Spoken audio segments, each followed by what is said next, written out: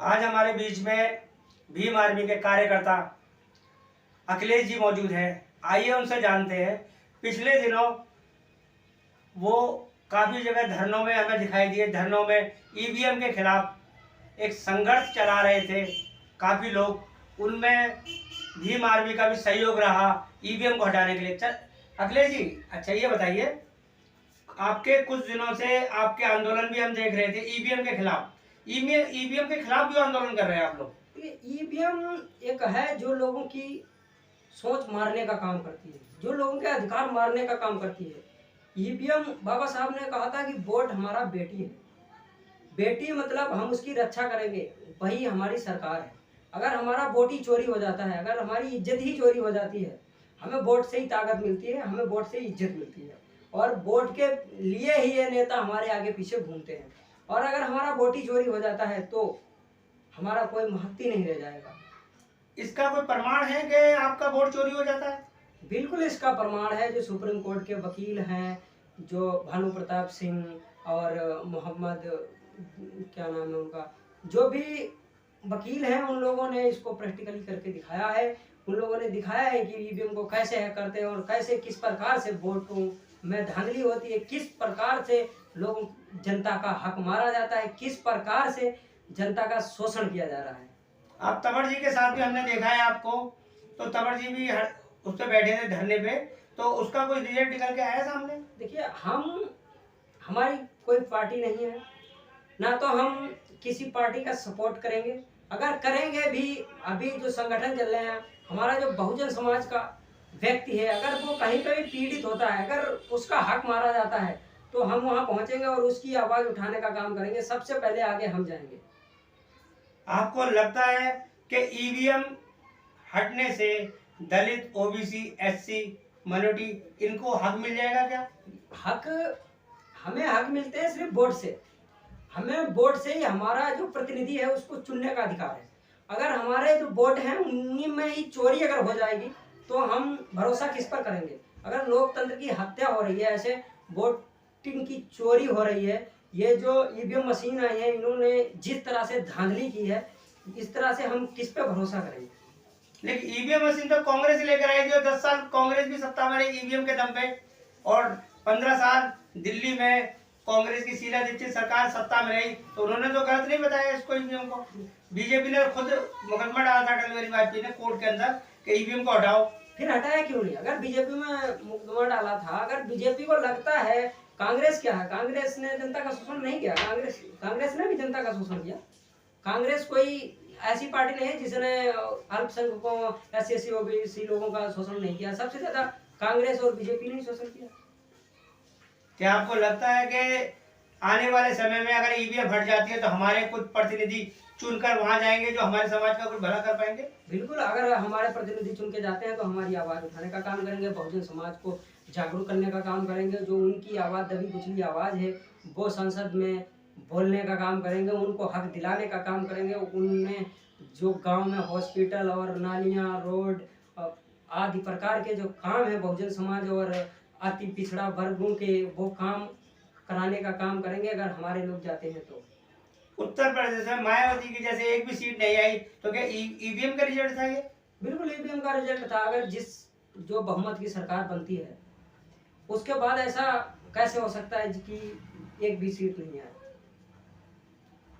जिस मायावती ने बहुमत की सरकार से पूरी यूपी में सीटें लाकर ऐसी सरकार चलाई जिससे आज तक बीजेपी, कांग्रेस सीख ले रहे हैं कि सरकार कैसे चलाई जाती है।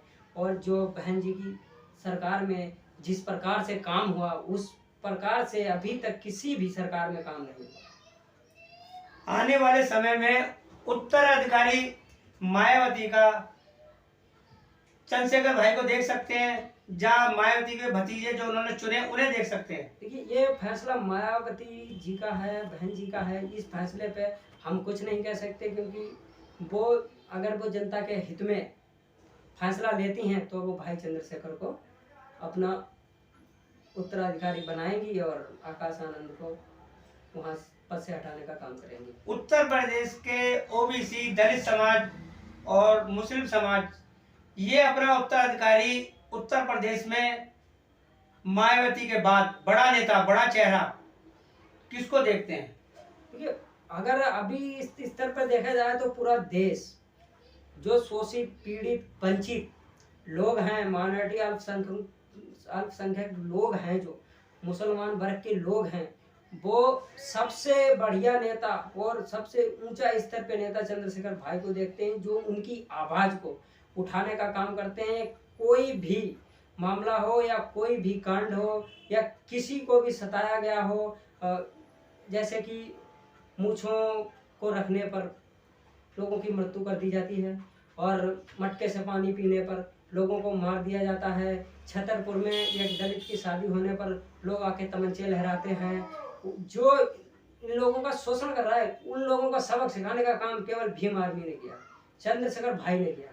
तो जो व्यक्ति अल्पसंख्यक लोग हैं, जो SC ST माइनॉरिटी के लोग हैं, वो अपना नेता चंद्रशेखर भाई आजाद को देखना चाहते हैं और उन्हीं को सत्ता में देखना चाहते हैं। अगर जो चंद्रशेखर भाई सड़कों पे इतनी लड़ाई करते हैं, भीम आर्मी के लोग सड़कों पे इतनी संघर्ष करते हैं, अगर उनमें से कुछ लोग चुनकर संसद के अंदर चले जाते हैं तो वहां कितना बड़ा संघर्ष करेंगे वो लोग? ये हमारी जनता को सोचना चाहिए और इस पे विचार करना चाहिए कि जो व्यक्ति शासन में नहीं है फिर भी वो हमारी आवाज उठाने का काम कर रहा है, अगर हम उस व्यक्ति को ताकत देने का काम करेंगे तो वो व्यक्ति हमारे लिए कैसे काम करेगा, किस प्रकार काम करेगा। ये हमारी जनता के लिए बहुत एक महत्वपूर्ण विषय और इस पे जरूर सोचना चाहिए उन्हें। उत्तर प्रदेश में भीम आर्मी का जब से निर्माण हुआ था, जब से बनी थी भीम आर्मी, छोटे छोटे गांव में, बड़े बड़े गांव में, छोटे छोटे स्तर पे अपने बच्चों को पढ़ाने का काम भीम आर्मी ने शुरू किया था और आज भी वो भीम आर्मी कर रही है, संघर्ष कर रही है बच्चों को पढ़ाने को। और किसी धर्म, किसी जाति के बच्चे आ जाए उनको पढ़ाती है।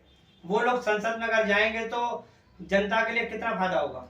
ये पढ़ाने का काम, ये हमारे दोस्त भी कई सारे भीम आर्मी के हैं, हमारे जो हमारी टीम में काम करते हैं, वो अपने अपने गांव के बच्चों को, जो अल्पसंख्यक बच्चे हैं, जो अति पिछड़ा वर्ग के बच्चे हैं, जो दबे कुचले लोग हैं, उनको वो फ्री में, मुफ्त में शिक्षा देने का काम करते हैं। भीम आर्मी नाम पाठशाला जो खोले गए हैं, वो एक देश में ये जो SC ST OBC के जो बच्चे हैं उनको पढ़ाने में एक बहुत बड़ा महत्व है। और ये लोग अगर संसद में चले जाते हैं चुनकर, तो ये समाज के लिए, दबा कुचला जो समाज है हमारा, उसके लिए कितना गुड लक होगा, कितने % फायदा होगा। तो ये बाबा साहब अम्बेडकर ने कहा था कि अगर देश का हर व्यक्ति पढ़ा लिखा होगा तो वो नौकरी नहीं मांगेगा। अगर देश में व्यक्ति पढ़े लिखे नहीं है, अगर उनको शोषित और उनको खाने पे या उनको काम के स्तर पे रखा जा रहा है, तो ये देश कभी ऊपर नहीं बढ़ सकता। देश जब भी ऊंचाइयां छुएगा जब देश के लोग पढ़े लिखे होंगे, लोगों में गुणवत्ता होगी, लोगों में कार्य करने की क्षमता होगी, तो देश आगे बढ़ेगा। और देश सबसे, जितने देश हैं, अगर हम चाहते हैं कि हमारा देश सबसे ऊपर जाए, लेकिन कैसे? हमारे देश में जो बच्चे हैं, मैं देखता हूँ, मुझे दुख होता है कि बच्चे देखता हूँ घूमते हैं, उनके लिए खाने के लिए, पहनने के लिए कपड़े नहीं है, उनके लिए स्कूल नहीं है, सरकारी स्कूलों में पढ़ाई नहीं होती। यूपी को ले लो, मास्टर आते हैं, बैठे रहते हैं और चले जाते हैं। योगी जी कहते हैं कि हम एक कड़ा शासन करते हैं। हमने यूपी के ऐसे भी स्कूल देखे हैं जिन स्कूलों में शौचालय की व्यवस्था नहीं है, जिन स्कूलों में शिक्षक आते हैं ईयरफोन लगा के दिन भर बात करते रहते हैं, इधर उधर घूमते रहते हैं, कभी बच्चों को उस स्तर से नहीं पढ़ाया जाता है। अगर आप किसी यूपी के स्कूल में जाते हैं, अगर किसी बच्चे से सवाल करते हैं, कभी बच्चा कक्षा 5 में भी पहुंच जाता है, तो उस व्यक्ति को कक्षा 5 के व्यक्ति को भी 10 तक पहाड़ी नहीं मालूम है। तो ये यूपी की सरकार है। और जो लोग कहते हैं कि यूपी की सरकार अच्छी है, यूपी की सरकार उन लोगों के लिए अच्छी है जो लोग गोबर खाने का काम करते हैं, जो लोग अंधविश्वास को बढ़ावा देने का काम करते हैं, जो लोग पत्थर पूजने का काम करते हैं, जो लोग देश का विकास नहीं देखना चाहते, उन लोगों के लिए यूपी सरकार अच्छी है। अच्छा, हमारे समाज में बाबा साहब ने पढ़ाई की तो हमारा समाज ऊंचाइयां छूने लगा। उसके बाद में हमारे समाज में काशीराम जी जैसे पैदा हुए, उन्होंने हमारे समाज को बढ़ाने का काम किया। मायावती हुई, उन्होंने समाज को बढ़ाया। स्टालिन हुए, बहुत सारे ऐसे नेता हुए। अब चंद्रशेखर भाई है। तो हमारा समाज कितना परसेंट इन सब नेताओं की वजह से ऊंचाइयों पर जा रहा है। देखिए, बाबा साहब अम्बेडकर ने कहा था कि जिस दिन जनता सड़कों पर उतरना छोड़ देगी, संसद आवारा हो जाएंगे। जिस दिन हम अपना हक मांगना ही छोड़ देंगे, ये संसद आवारा हो जाएंगे, मुझे कुछ नहीं मिलेगा। तो संघर्ष और तर्कशील बनिए। बाबा साहब अम्बेडकर ने कहा था शिक्षित और संगठित रहो। ये शिक्षित और संगठित से बढ़कर कोई ताकत नहीं है। जो व्यक्ति शिक्षित है और संघर्षशील है, उसे आगे बढ़ने से कोई नहीं रोक सकता। जो हमारे समाज के व्यक्ति हैं वो आज शिक्षित भी हैं और संघर्षशील भी हैं। जो सड़कों पर लाठियां डंडे खाते हैं पुलिस की और रात रात जेलों में हैं, जो हमारे लोगों के लिए काम कर रहे हैं, लाठियां खा रहे हैं, जेल जा रहे हैं और बाबा साहब के मिशन को आगे बढ़ाने का काम कर रहे हैं, वो व्यक्ति संघर्षशील हैं। मैं उनका बहुत आदर समझता हूं।